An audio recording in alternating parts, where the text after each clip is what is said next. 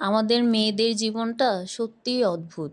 আমরা যে যত ভালো জবই করি না কেন, আমরা যত ক্লান্তই থাকি না কেন, কিংবা আমাদের যত শরীর খারাপই হোক না কেন, আমাদের যেন রান্না থেকে মুক্তি নাই। রান্না আমাদের অনেকটা নিত্যদিনের সঙ্গীর মতোই।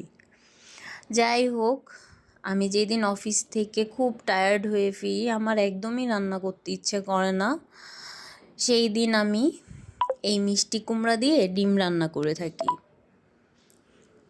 এতে করে যেমন আপনাদের সবজিও খাওয়া হয়, আবার ডিমে অনেক প্রোটিন, ডিমটাও খাওয়া হলো। এই রান্নাটা আমাদের জামালপুর ডিস্ট্রিক্টে হয়ে থাকে, জানি না বাংলাদেশের আর কোনো জেলায় হয় কি না।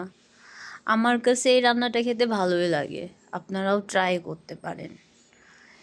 অনেক ইজিলি শর্টকাট প্রসেসে রান্নাটা করা যায়, আবার খেতেও খারাপ না।